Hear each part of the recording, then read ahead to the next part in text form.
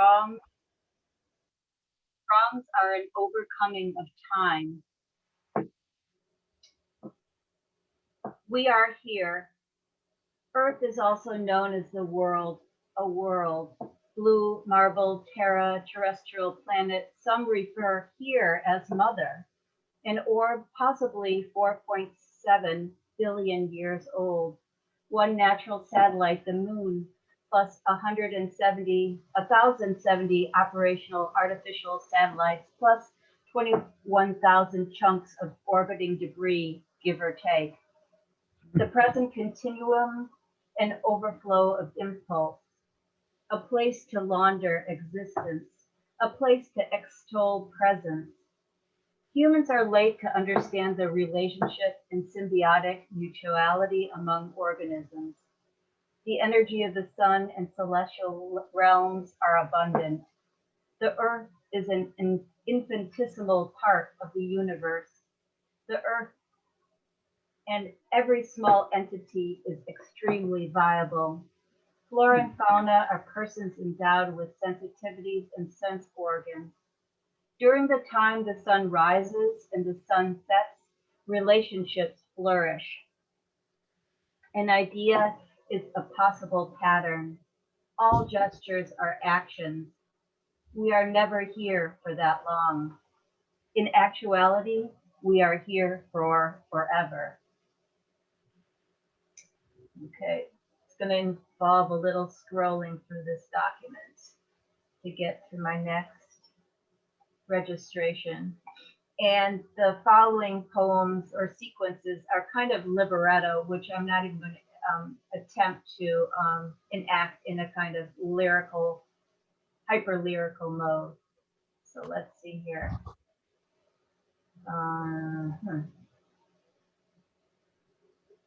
And I advise you to Google Kendall Jones, and you'll see why. There's some explicit photos of her online. Maybe I'll stand up like a good Homo erectus.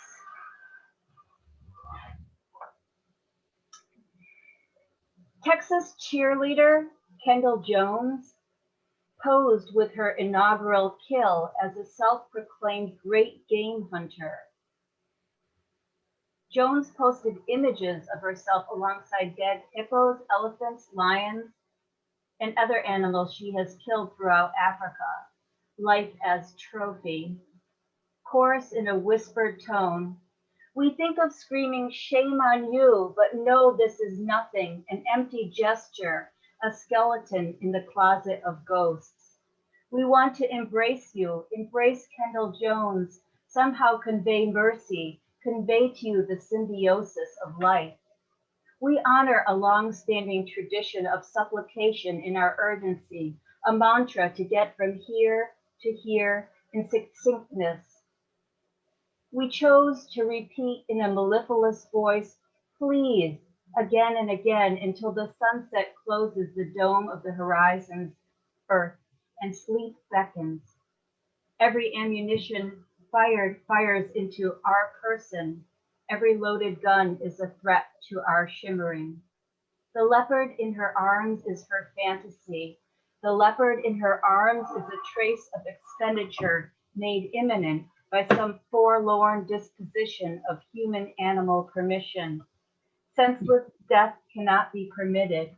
Kendall Jones's pleasure center is disturbed by unending, harrowing, pillaging, and plunder in the name of adventure. Please, Kendall Jones, we beg you, please.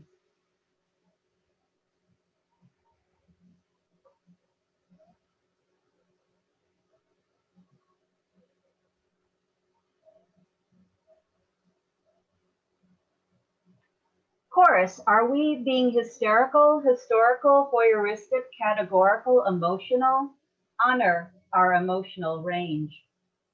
Truth-telling often gets confused as hubristic hysteria, pots and pans with our bodies, words especially, a major turning point, a pivot to prevent the breathing many from dying out.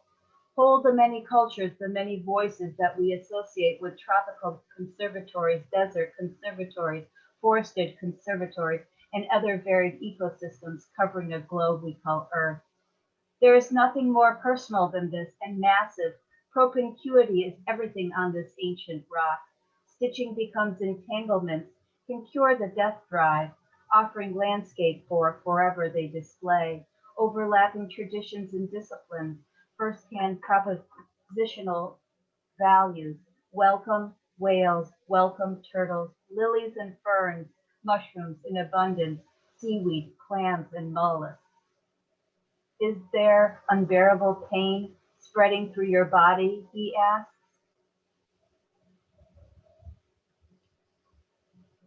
Sung in glissando soprano with bushiness. I know not the sacrifice, the intimacy of death, nascent and feminized, intimating, characterized by bleeding the blood of my species into the arms of the diaspora of ordinary people peopling the earth. I know not the dispersal, degraded, denuded, a temporal registration of now in the moment of passing. I know not the animal that persuades the human. I know not the direct act or the idea, brutality or love, a crucial ethics of abandonment. What do I know? Now, what do I know? Where was I? Change into something, drenched, flickering the caves, narrowing yellow eyes. Maybe she answers, in awe, bones of the wild pig, relinquishing his place, howler monkeys, all the aunts and uncles, tortoises, intergenerational loons, swimming in lakes, lichen, symbiosis, mosses. And then I have one more little section if I still have time.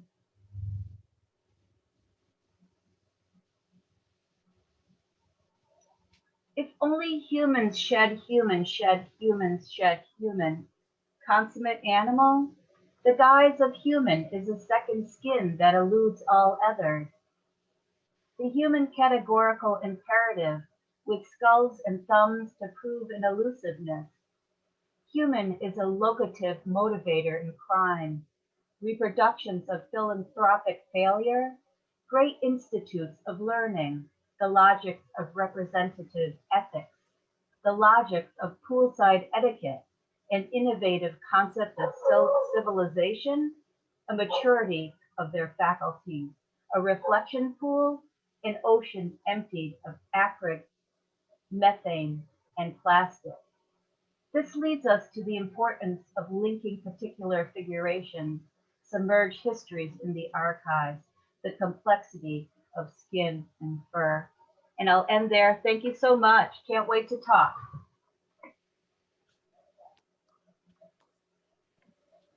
Thank you, Brenda. Thank you, Beyond Baroque and Will Alexander as well. I have been really thinking about this all day and leading up to today, trying to find the language for it. But there's something that has been with me for a long time about this moment. I'm thinking about when I first heard the name Will Alexander and who I heard it from and how the cadences of that affection have really informed my own affection for you, Mr. Alexander, as an entity in the world that that encouraged me to head in the direction that I'm in before I really knew that it was possible. And so just thank you to Brenda and thank you to Will, for just the decades of work that you've been practicing and all that you've sown along the way. It's really fertile ground. Thank you so much. You're welcome. I'm reading from a book out at the end of last year from UDP called Of Forests and of Farms on Faculty and Failure. And this is a kind of reworking of literary essay.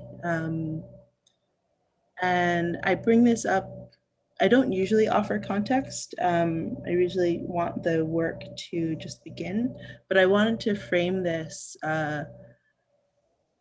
with some information that when you hear me singing language, it's because I'm quoting somebody else's work, okay? So I think that's everything you need to know, and the rest will probably come out, and some new things too in our conversation, which I'm so looking forward to. Ooh, a little spider on me. Okay. W.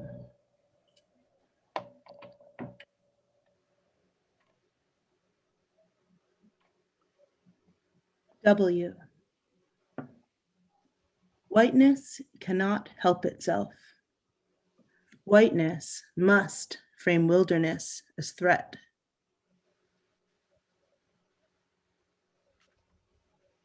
Whiteness knows integrity will mean its end. Whiteness thrives only in isolation. Fred Moten said, "Blacken up," an invitation to find the darkness within and hold its horrors to the bosom del tuo essere, assuring the void you know it is the space that connects the universe to itself. If your spirit was born into a wider, brighter, lighter body, reject the sirens luring you out of our dark forest to shipwreck on their civilizing shores. Take good care to shape with language worlds that want to hold us all. A. And when you hear them say, dark, you will know that it matters. They will say it when they mean bleak. They will say it when they mean grim. They will say it and show surprise at your carnation's implication. They will say it and be surprised at your enthusiastic invitation. Leonard said, "You want it darker, we kill the flame." Fred said, "Blacken up." Zora said, "I feel most colored when I am thrown against a stark white background." They will say it when they mean a hell zone in which their shields are disintegrating, a hell zone in which their protections show themselves to be towering cages of ivory, a hell zone where the ceaseless rending of their telltale hearts beat.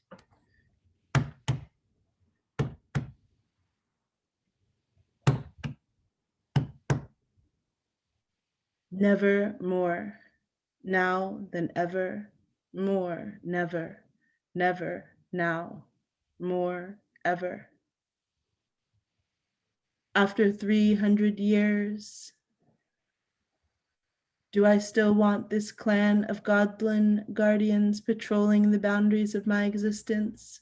Or am I ready to join my families in the cosmos finally and for real?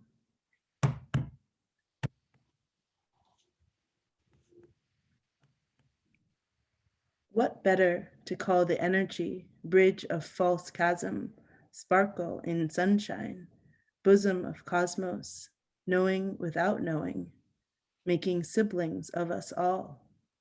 What better to call this energy than dark matter?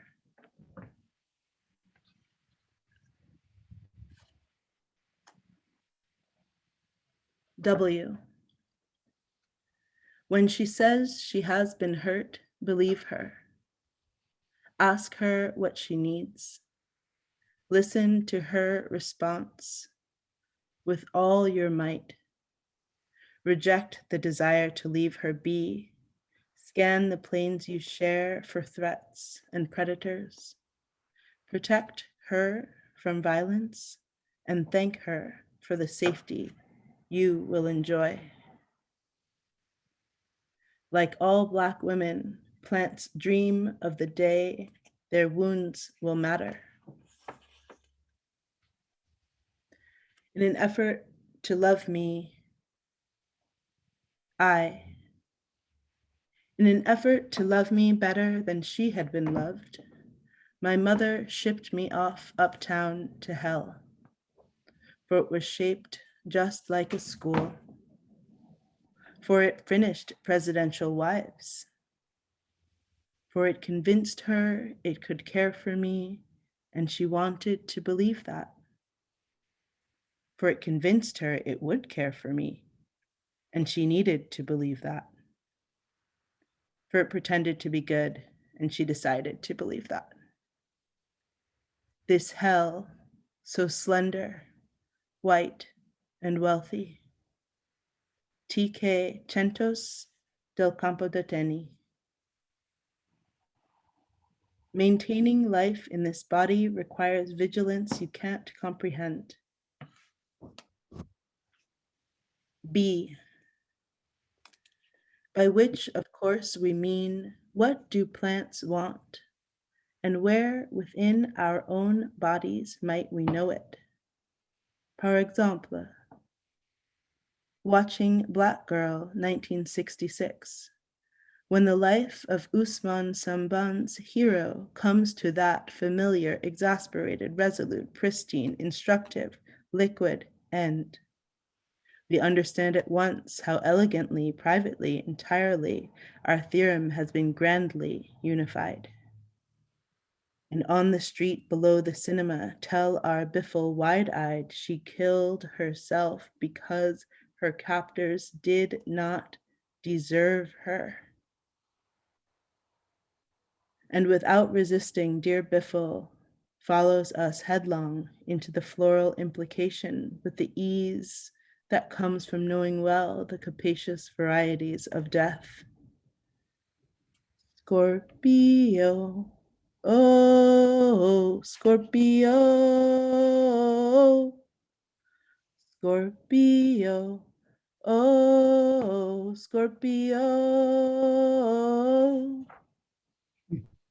W. We dreamt, we told Babylon, every plant is a Black woman, and the naked empire said, they are not smart enough to feel pain. In tete-a-tete talks signaling virtue, a young vegan proclaims, I don't eat anything with a face. Years later, we hear, I don't eat anything that had parents. Just now, a spider startled me alone on this picnic bench in Marsha P. Johnson State Park, and I, as if I cared for nothing, had learned nothing, considered nothing, offered you here nothing. So tense, so worried, and so fragile for the Jupiter of me. I, beloved reader, then projectiled, flicked, disastered, that surprising essere to an elsewhere and unknown. I made a chaos from my reflex and now feel so sad. The shame of being this manner of essere umano on earth is its own Jupiter of woe. Anti-Blackness is anti-environmental. Anti-Blackness is anti-environmental. Water your plants, W. Water your plants or obsess about your childhood. Watering your plants, you obsess about your childhood. I'm meant to craft you a wilderness, but for years I was trying to draw me a map. But for years I was trying to draw you a map. Can you ever forgive me?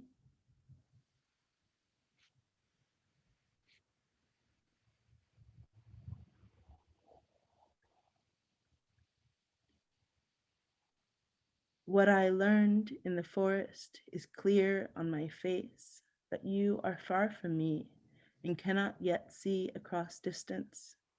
What I learned in the forest is to preserve special thinking, learn to protect all newness.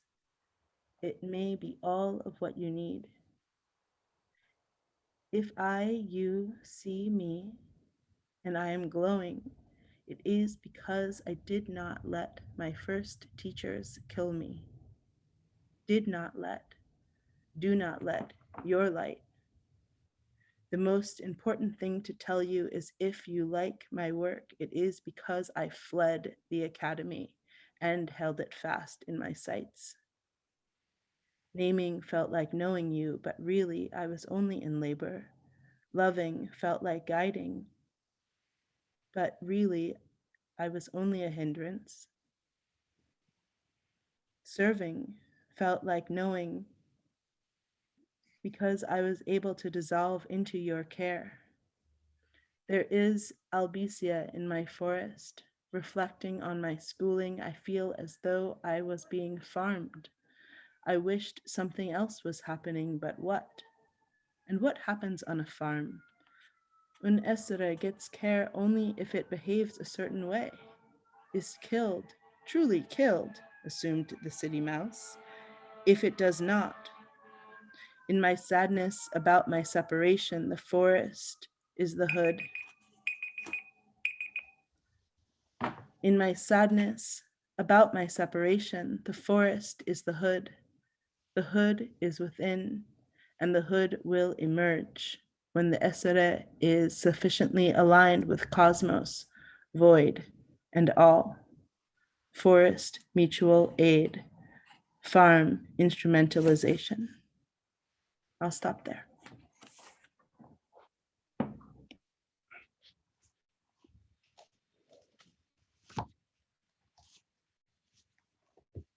Okay.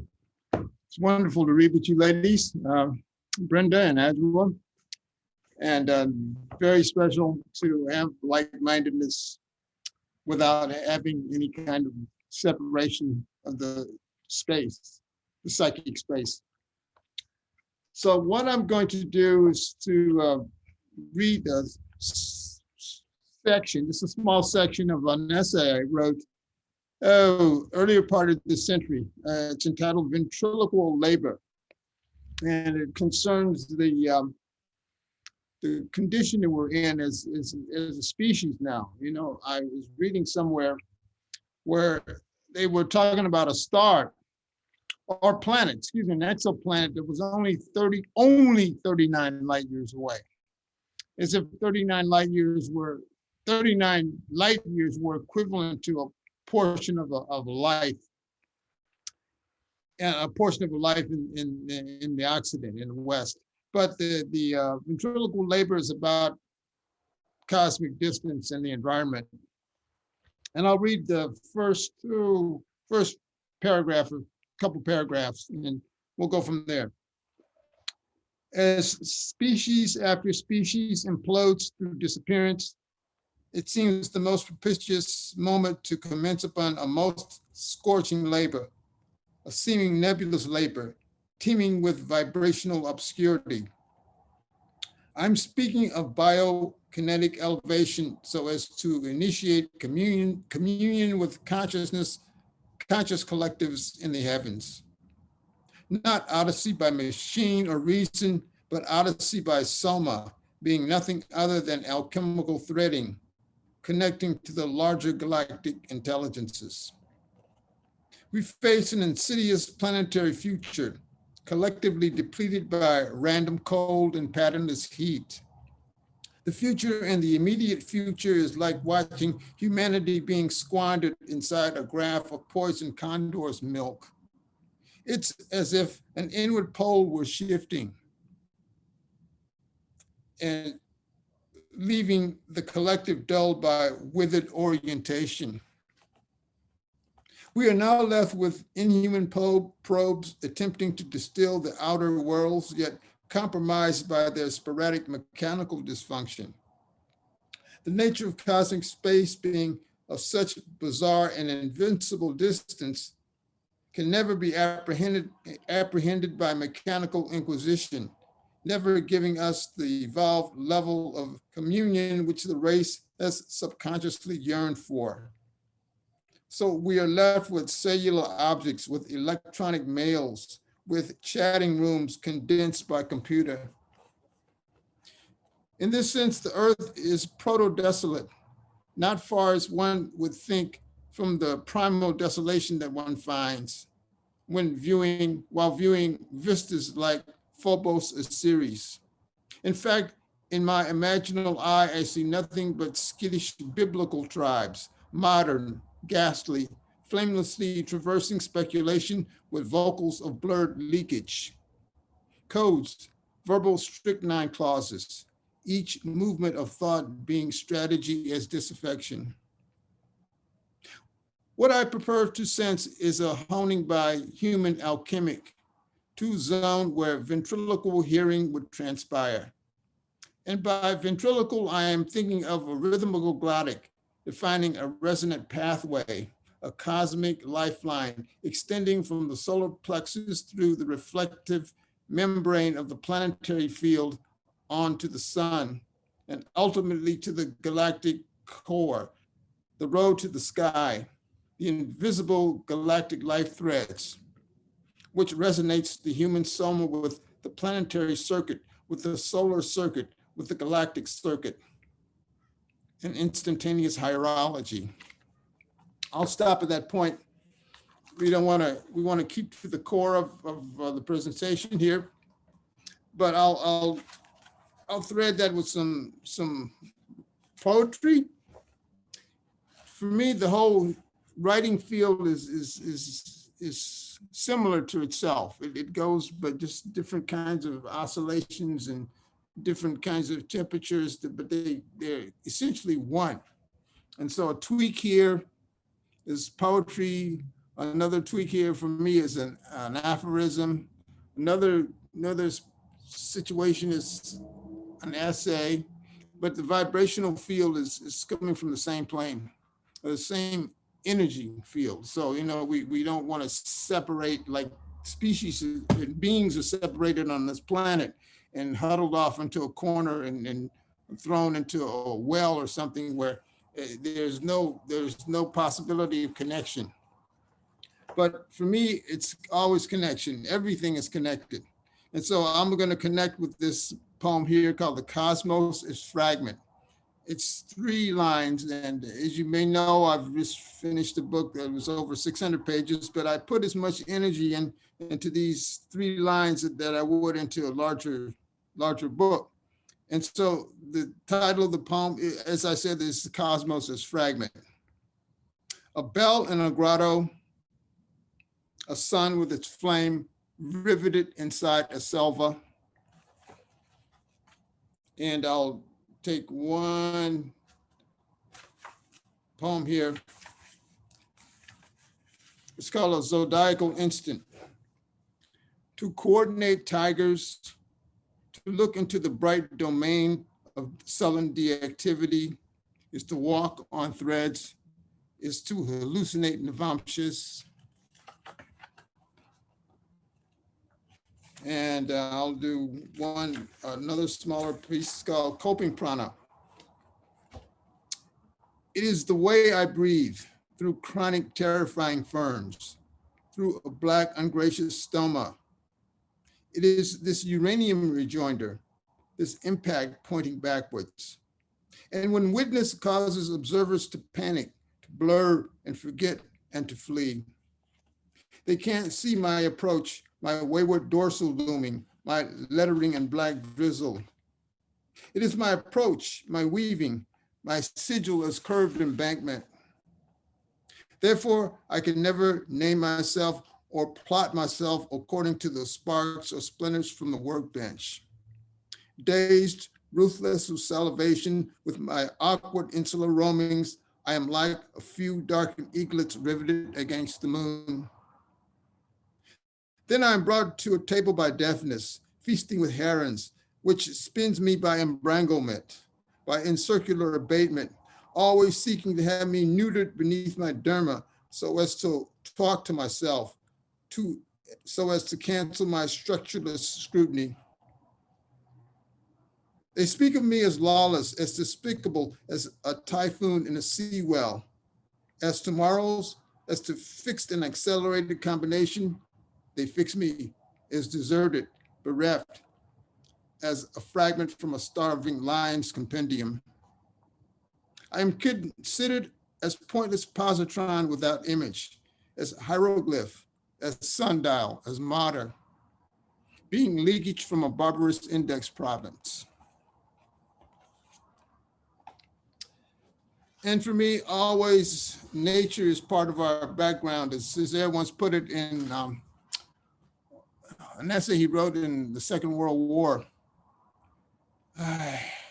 It's about nature. He says, if you, to just summarize, he's talking about if you take a lion from its surroundings, it's a very starved lion. It has no context. And this is what we're doing with the environment, is taking our context away from us. And when we take the context away from a living being, the being begins to deteriorate, to vanish, and it's via its own desecration, self-desecration. And it ends up, as this poem says, a nexus of phantoms. In a lorikeet cave, motions exist of disintegrated swans. In a translocated lake, brimming with harvested poisons, sealed by corruptive postmortems. Such swans, staggered by microbial reasoning, their aggressive nests, anatomical with anomaly, with drifts of strenuous incarnating leanings, with a thirst which hurdles conspiratorial invasives, alive with coronal oceanics, open like a clouded trail of rendings.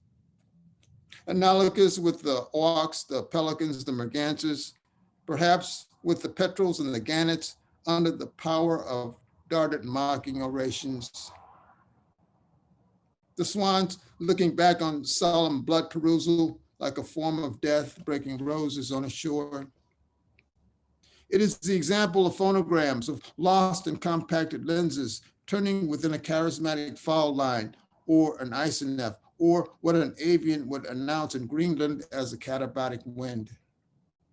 The swans like a haze of magnetism or implied gondola locations where the scent of each lorikeet is consumed and brought to a dazzling eclipse refulgence.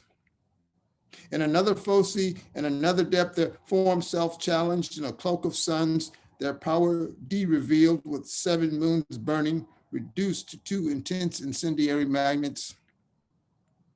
And these incendiary magnets, like a nexus of phantoms, scattered across a geometric optometry. Maybe I'll do one more, and I'll read part of this one. This is kind of a longer piece, but I'll stop at a certain point because we don't want to go too far over into our discussion time.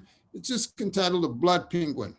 And I always talk about this particular penguin as being very large at some point in the earth because of the way that oxygen was much more plentiful during that era. And this particular penguin grew to almost 6 foot in height. And he's speaking. He says, I am the carnivore, the hounded night walker, searching for my wings scattered under glass. They claim I should return to monomial transfixing to exhibit A and no further. To some, I am 6 foot and lizard. To other, I am considered a mange lamb, returned from the tropics. I am never given due as to some or to a proportion. I am seen as a source of something leprous, as no longer the motive of who I was thought I was shaped to be. I who live as mislaid damage, as part of pointless verbal ejecta. There are no nouns to ensnare me, to fish at my blood so as to summon consensus. I am never that condition within the fire of conjoinment. I am never to be the human boy genius, the archivist, the barded child contending with study. I am none of the above, none of the aforesaid compendiums. I am the animist, the vertical lion tundra, the diamond bird who burrows under snow. Because of my leaning, I know the stark Egyptian soma, much as would a blinded cemetery scribe. And because I understand one's basic neural unravelment, I am seen as piacular, as specter, as both standing and freezing, being of some other form from some other planet. As clinical moire addendum, this contains in itself blackened scrawl marks from Moravia, from squandered quanta from the Sunda Islands, from quaking fogs from Santiago. They say I suffer from powerful deafening by resistance, my eyes wild and ferocious with lapses, the attention span blunted, the astrological paralysis shifted. So they say the unknown is the trigonomic, is the transcendent nucleus, the born equational spell, according to the flaws in universal summoning. I am ancient pantomime who cannot transgress his inherited Ladino. As to Mayan glyphs and squares, I am plummeted. I am simply without the means to conduct my own prism, to take on the culpable mean at circumstantial limit. I exist through negated practical limit, through parallel subcauses, without knowing the desire to seek the enzymes of living. I'll forego any extra time here that we could maybe get started on our discussion here. And I'd like to start off maybe with one of the points I was trying to exhibit is that we are living in a interesting situation that the indigenous mind has always known about. Is the isolation of the universe, the cosmos. How would anybody like to talk on this isolation and begin to talk about the assumptions that the society makes and the isolation that we coexist with, you know? And we always have, but we're just so aware of it at this isolation at this time, you know, where, you know, someone can measure 39 light years or talk about the, what was interesting for me was to find out that the next star system, Alpha Centauri, I think it's 25 trillion miles away from the Earth. And that's the nearest star system. So it puts everything into perspective as to what the society has done with placing the general mindset where, for instance, I've written some work on the civilization that sourced the modern Western world, which was Islamic Granada. But it's never really talked about. But at the same time, the astronomers talk about the spinning of the Earth 500-600 million years ago, or 500-600 million years ago on Venus. I saw that, but nothing about what happened with say the Banu Musa brothers who did the equivalent of dumbwaiters during the 10th century. Nobody really knows who they are, or the discovery of the sun system, or the eyeglasses and during this period. So because the people didn't look the right way or they didn't think the right way, they have been erased from, turned into an undercurrent of history. It doesn't inform our particular consciousness that we really need as a medicinal additive, as a medicinal ingredient to the mind at this time. Would anybody like to just get into that claustrophobia that we're going through now as a species at this time? I'll hop on that wave for sure.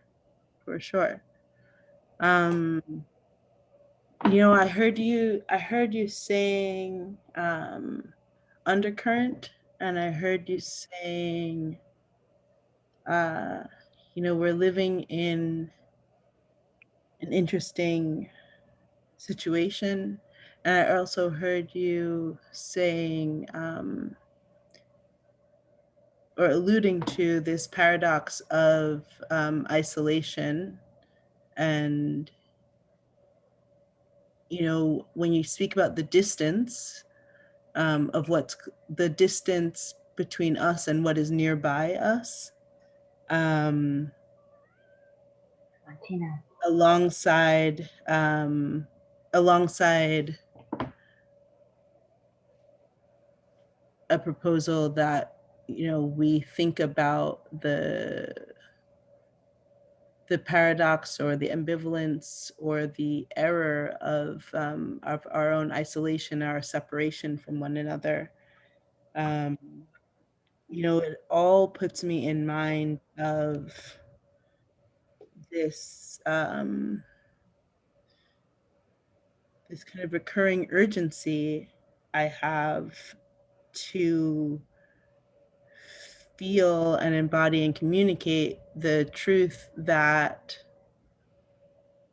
we are, you know, you, me, Brenda, audience, staff of Beyond Baroque, the history of the staff of Beyond Baroque, you know, like we individual animal bodies are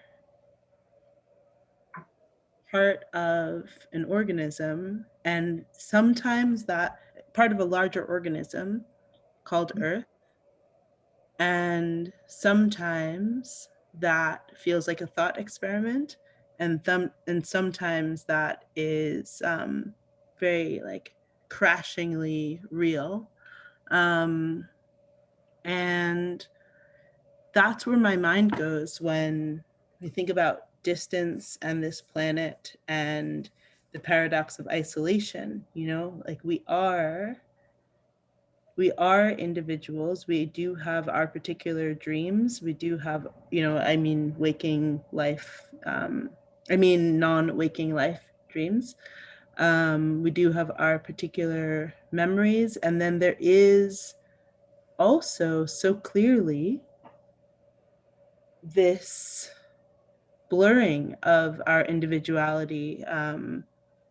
You know, anyone who's friends with me will attest to the fact that I will stop a conversation in its tracks to tell somebody that I have chills telling them a particular thing or hearing a particular thing, or that I love to recount moments of kind of everyday metaphysical, surreal linkages. And I think that all of that is my desire and insistence to flag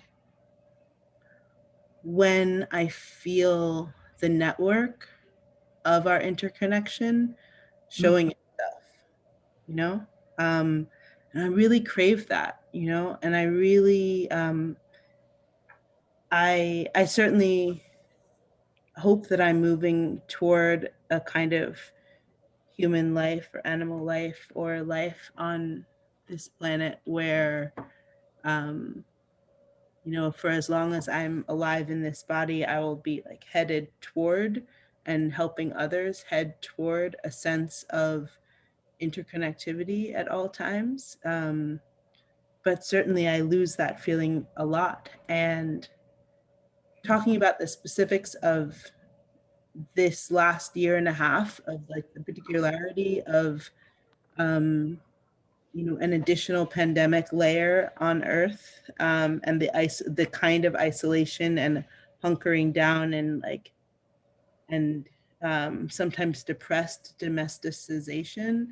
I really made a connection between the energetic feeling of isolation and separation and being like disconnected or unhooked from the network. I made a connection between that and depression for me.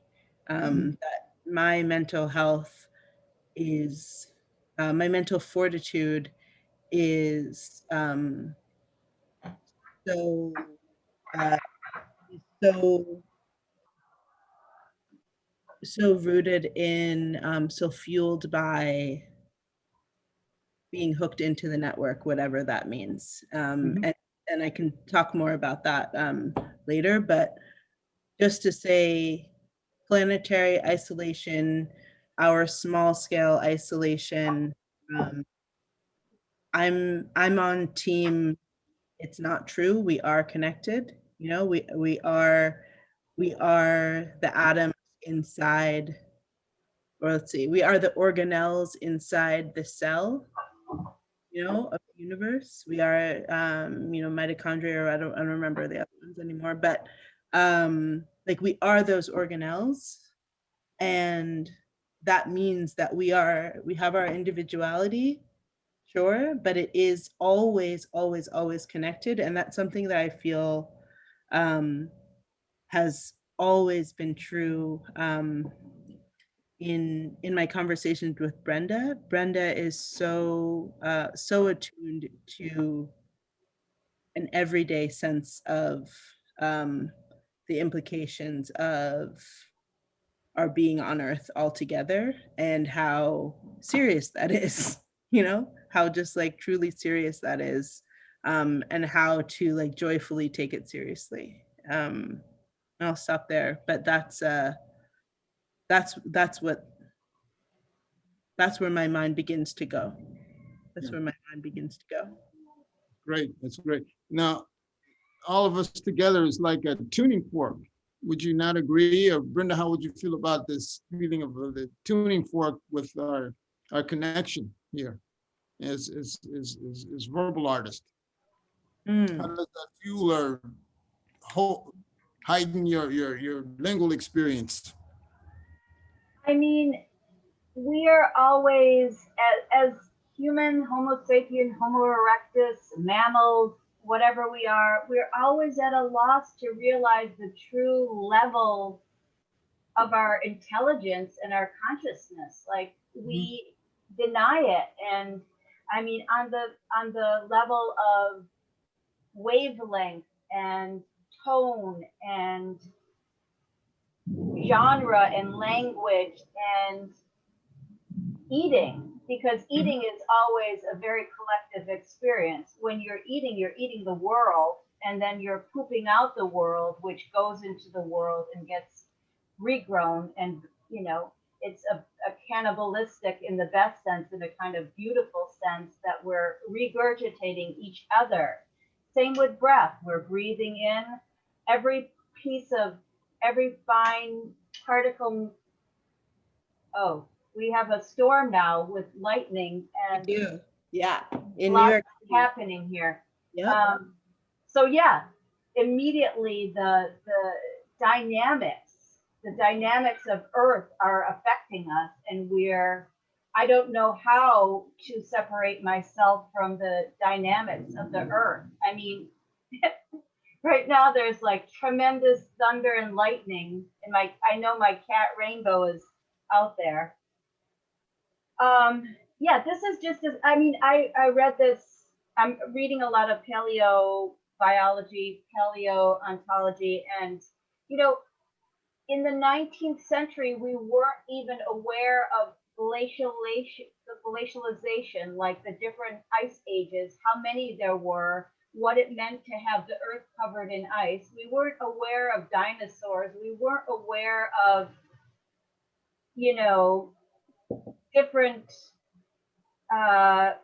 originations of our humanness. We didn't know about, you know, we were, yeah. So I feel like the revelatory quality of the world in the face of our immaturity as humans is really astounding. But there's so much generativity, and any moment is like a learning phenomenon, you know? Yes, Tina, yes. Tina is echoing what I'm saying here, or actually informing me. Yeah. Blue light in the sky. Would you feel like this era of crisis has helped to mature the conversation that human beings are having with one another at the present? We're always in crisis. We have like humans happen to be a very aggressive species. You know, we're always fighting. We don't learn the finer arts of loving and comforting. What's wrong? You know, why do we have to point spears at each other and find differences? Humans just are attuned to aggression, but I think that's that can change. It's adaptation. You can adapt to a new level of consciousness, right, Tina? I found Tina under a frozen bush this winter. She had frostbite, and yeah, now she's working here with me. That's great. That's great. That's some kind of a symbol of redemption of some sort. It's something along the path of healing, to restoring species rather than destroying species. I know, what's the name of that journal? It's not a journal, it's online. I can't think of I always forget the letters of those. It's about the lost species on Earth right now, that are reduced species, or species that are in trouble, which is a lot of them, practically all of them. But You mean some the have, IPCC, the International yeah, that one. Panel on Climate Change, like, Yeah. that 400 page, or is it 4,000? 400 page. It's Wait, I'm very, always blurry. yeah. What Well, is we have, that? What we is have that? some recognition of the situation. It may be a little too late, but let's see what we have in terms of the glass being half full rather than half empty. Yeah. So we have to look at it not as naive beings, but as understanding, hopeful beings. Yeah. Because as I mentioned earlier, the 25 trillion mile distance between us and Alpha Centauri, that's impossible to deal with. Hmm. With the kind of mentality we've been instructed to have in terms of advertising and distraction is our general mode of apprehension of reality. But this is a very problematical juncture we're at now, where what does the writing do with that? How does the writing make up that interstice and begin to work with a society that it's been on, at best, injuring permanently its ability to survive? Well, How do we get to that advertising thing via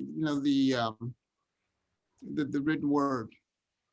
can you say that last sentence again about, can you say that last sentence again?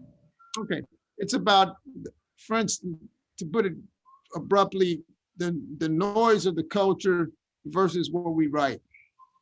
Oh, right on. Okay. I mean, what I love about poetry is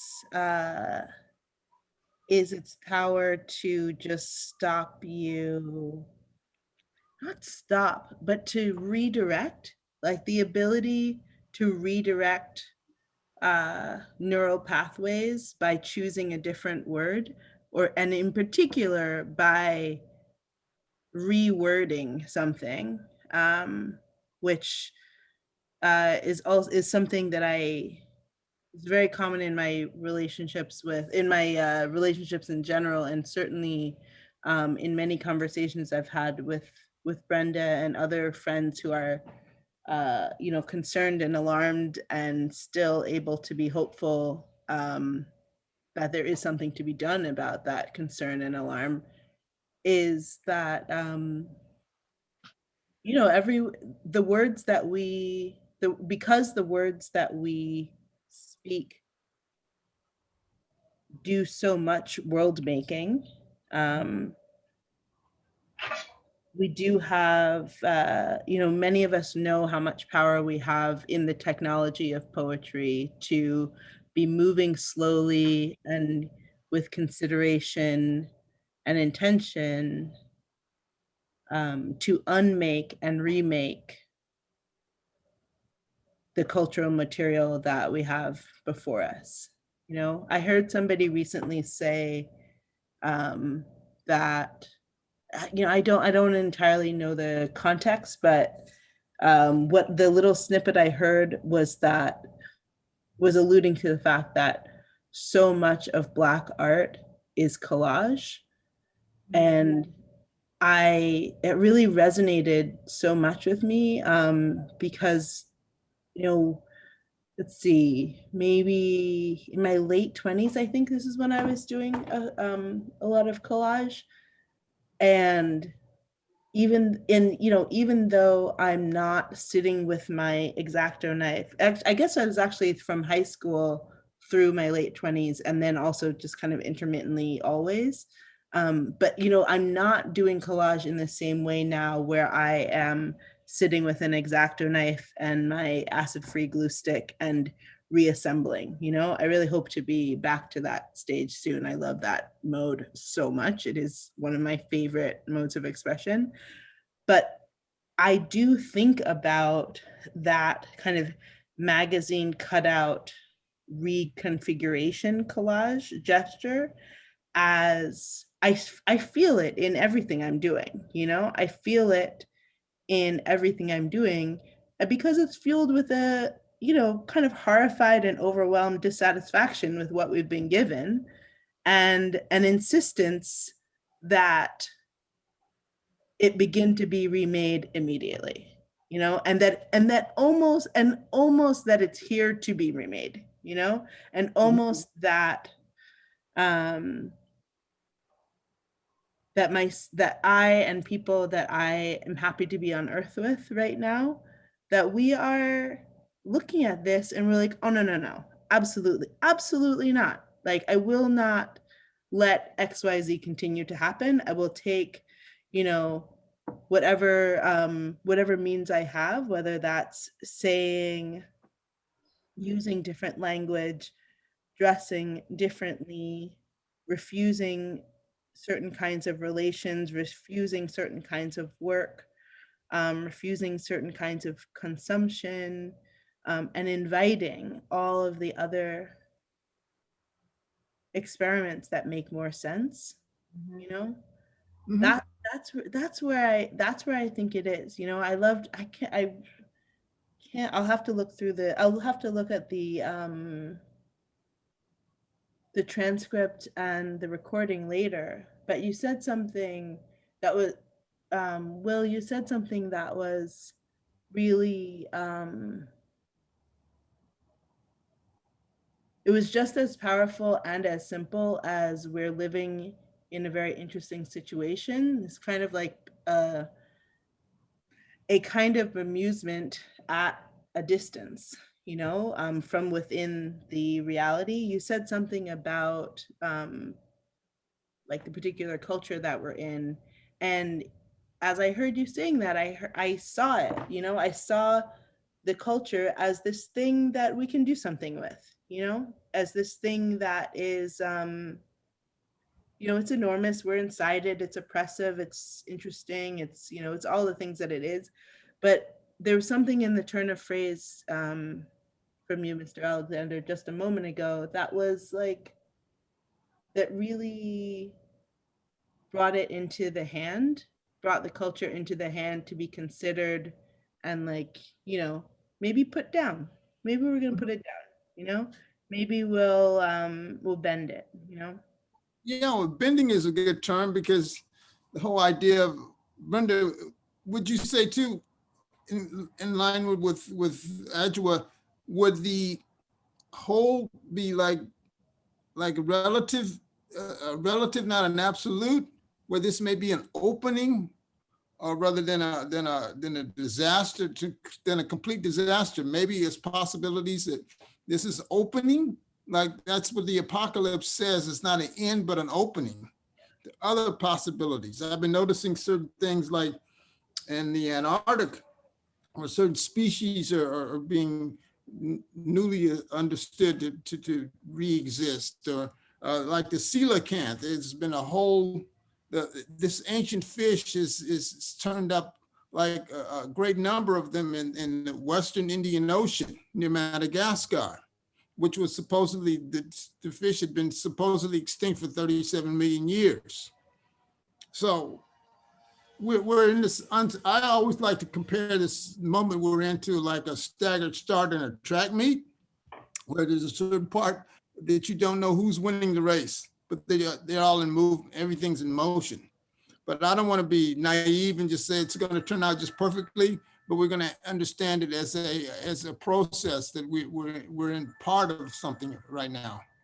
So would you like to comment on that as part of the process? I always remind myself, because while it seems so crucial, and it's without a doubt that humans brought ourselves to this precipice, it's also not only about us. It's about every other species, every other mineral presence, every floral person.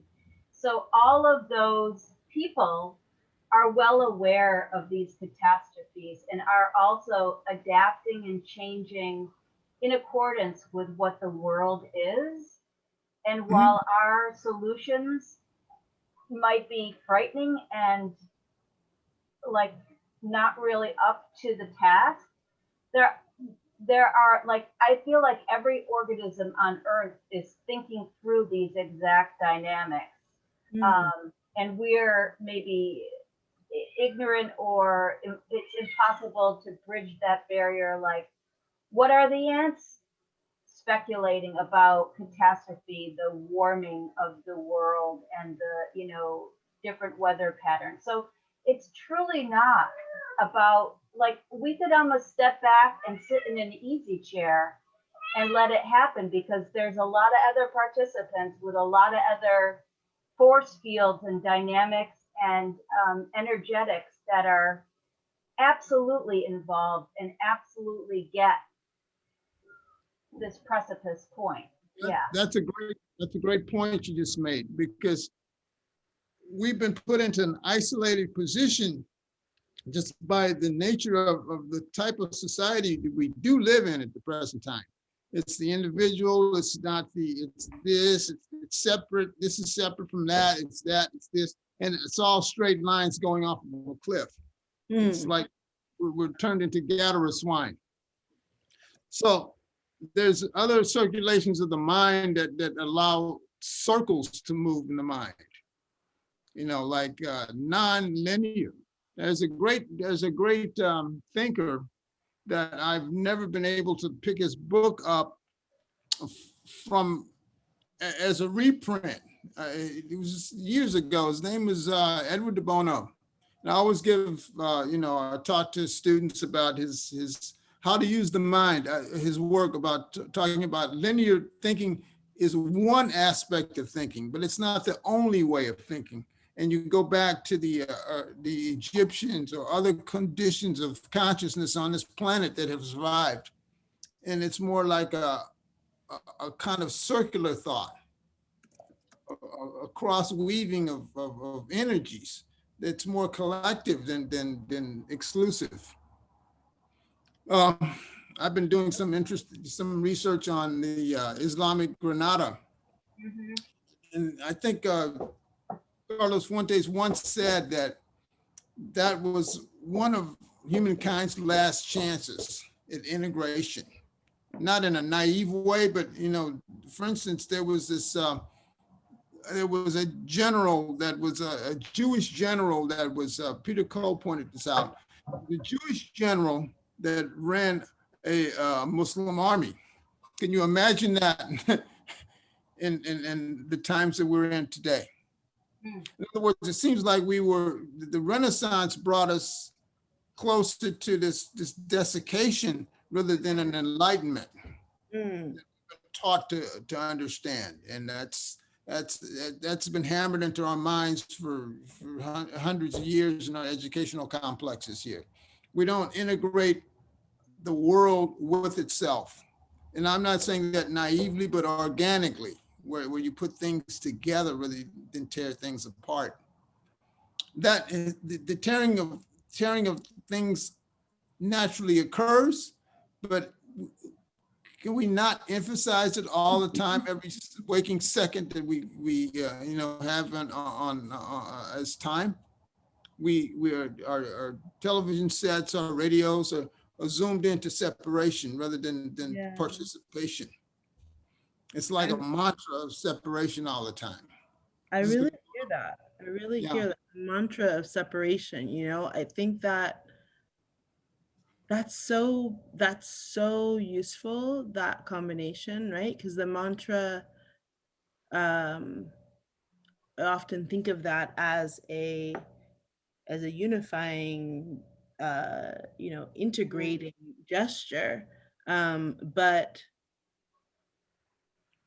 for so many of us, sitting with a mantra of integration or toward integration is stepping away from the default of here, which is this other kind of mantra or droning of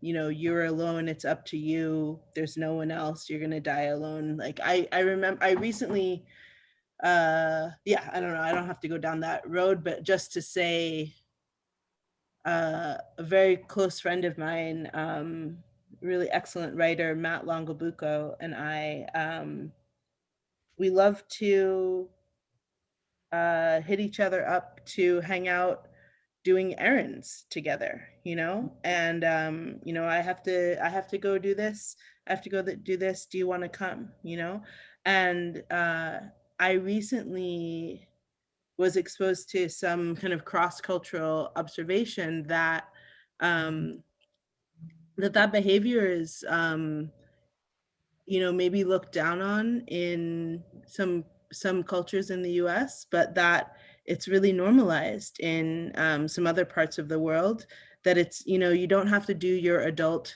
you don't have to do your adult responsibilities by yourself to show that you are an adult. You can bring your friends, and you should. Why wouldn't you? That's a small thing about, about isolation. But I also, I wanted to reconnect to that thing you said about the mantra of separation. In the piece that I read, we're talking about somebody kind of early in their journey around veganism, kind of identifying what they will eat and what they will not eat because it has a face, because it had parents, because it didn't have a face, because it didn't have parents.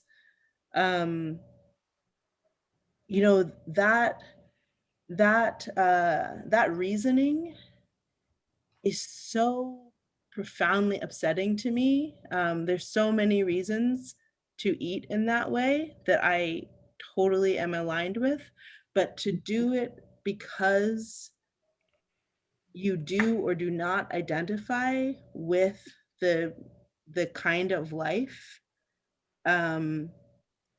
that you're consuming or not consuming is really frightening to me, and is really at the root of indeed, right. And in the chat, somebody's very rightly pointing to the faces and parents that plants do have. It's so diluted. It's so diluted. And I bring this up because that mantra of separation, it puts me in mind of something that my mom said a long time ago, which was really this clarity that that European colonizers who enslaved African people, we have this language now that's like, oh, they didn't know that the Africans were human, and so they XYZ. And my mom just truly, in one of her finest moments of laser sharp clarity, was just like, that is just simply not true. It's just simply not true. It's Well, if you look at the whole idea of this situation, it's only a short time that this has taken place, and we're talking about cosmic distances here. But the reason I bring it up is because that mantra of separation is embedded inside But it's largely been instilled by the European experience, though, right? It's embedded inside pretending that we are separate. That's what I bring. That's a problem. Like we're pretending that there is a way that we're pretending that I am not you and you're not me. Right, but we're breaking that mold by just conversing together as we are, and continuing to converse. And I find that kind of conversation to be incredibly helpful, because I'm just listening to ideas, and I'm not just saying that this colonization has not occurred as a naive person, just saying that, but we're putting, in other words, a psychological, psychophysical health together. Interesting. In the mind. That's what I'm interested in.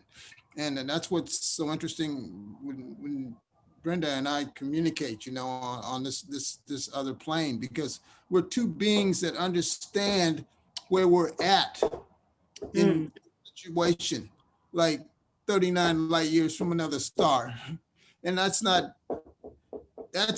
to be brought into the equation, because we have a situation where we have nuclear energy here, or nuclear power, nuclear, you know, fissionable material on a planet with an unstable mental grain that's going on.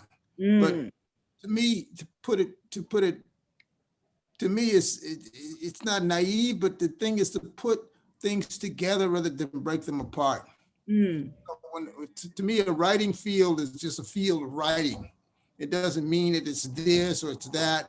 It's fiction here, it's essay here, and I have to change my mind up for every last area that I enter in terms of writing.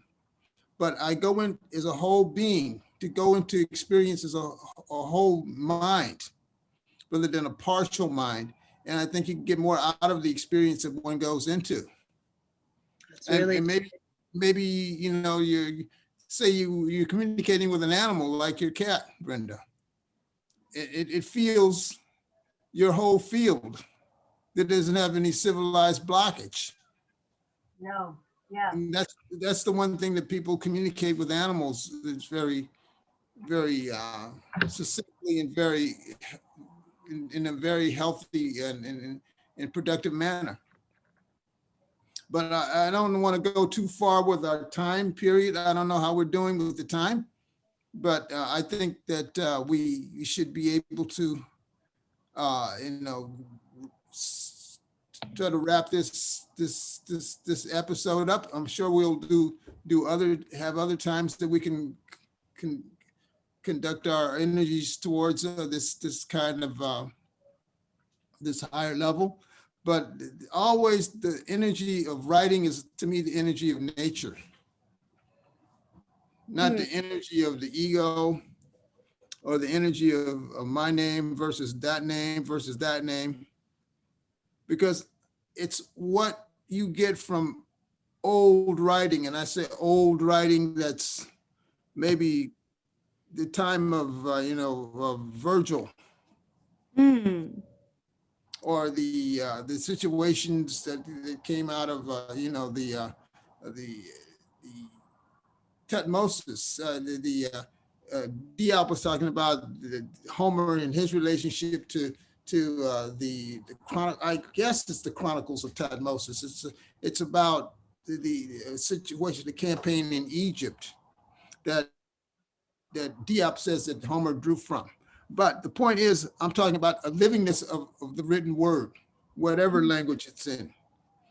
That's what we want to use as our forum. Is not only just for our time, but for a larger space of time. Whereas in the modern markets, the capital system has brought us into individual writers and prizes and this, and in other words, a fostering of this long separation that the surrealism understood is a way of I call it deep productivity, where the minds don't match, they don't come together. But to collaborate and bring energies together is to me the most healthiest way to bring 2 minds or 3 minds into a field, as opposed to just one mind. Hmm. Because one mind can't see everything that all minds see. And I don't mean just naive Ooh, I love collaboration, that. but organic collaboration that we're doing at this present time. Did I hear you say Think about that- one that- mind can't see? Did I hear you say one mind can't see everything that all minds can see? If they're working in concert, it's Yeah. like just like a symphony orchestra. So cool. I Yeah. love that. I love that. Or the way Coltrane, Eric Dolphy could play a horn and you hear a whole orchestra playing. Wow. Because all of the minds are at once in that horn. I was listening to John Coltrane play the One Up, One Down today. Unbelievable stuff, unbelievable. The solo lasts, feels like 45 minutes. How about Alice Coltrane? I feel like she hears every plant, every animal, every sonic implication of, Absolutely. the throbbing life. I was With listening so much love. With so much Yeah. love. with so much love, right? I was listening to the Joe Henderson, Alex Coltrane album today, The Elements. Beautiful record. Oh my gosh. Yeah, It was something that I used to listen to all the time, and then all of a sudden today I remembered it, And Good oh, timing. I'm so glad. Beautiful timing, yeah. Getting me ready for tonight. What's the Coltrane that you said? One up, one down? Is that what it's called? Yeah, they did it there in New York. The Tremini Brothers at the half note, Okay. 65. Yeah. Amazing work. It's his longest solo. Wow. Unbelievable work. All the galaxies. And I'd never written on John Coltrane until today. Interestingly enough, Really? never had written. And this field of light emerged. I don't want to say light, but in a language emerged via light. Yeah. And I was able to, it just scripted itself. But Wow. the point is, that's what we're talking about, is self-scripting. In that sense, non-literary, and putting things together that don't seem to be logically correct, but a dynamic, putting a dynamic together. And I feel that's what we've been doing here this evening. So I appreciate you guys in particular. And of course, the auspices here at Beyond Baroque has been fabulous for me across my time here. It's been amazing. And you guys are amazing. And this has been an amazing conversation. I hope that we can continue to do others in the future, not only for us, but for the, for the wider audience. I would love that so much. Absolutely. So let's keep in touch. Of course, we are in touch, and we will stay in touch. But other Remember that we are in touch. will be forthcoming, I'm sure. But Brenda, it's so much going on here that I like to talk to you about as well, about the field of the roof situation with us and our new books. But Adjua, it's amazing. Your insights are quite startling and healing. Krishnamurti says, when the insight is forged, wounds heal in the mind. So we've been hopefully healing a lot of minds. Thank you. I want to thank both of you and thank Beyond Baroque for having us do this. And Thank you. Okay. Really. Yeah, I just wanted to jump in and say thank you to all three of you, and to our audience too for being here. I love the ground this conversation covered, and I'm just very grateful to have all of you here to read and to talk for a bit. So thank you so much. Thank you. Yeah. Good night. That's I gotta go. My cats are going insane. I Yeah. gotta feed them. I love gotta go that. right now. Tell them we love them now, okay? Yeah. Okay. All right, Love Brenda, you. Will, Love Adjua, thank you so much. Bye. Everyone have a good night. Bye. Thanks, Bye. Jim. Thanks, Quentin. Thanks, Will. Thanks, Thank Brent. you, everyone.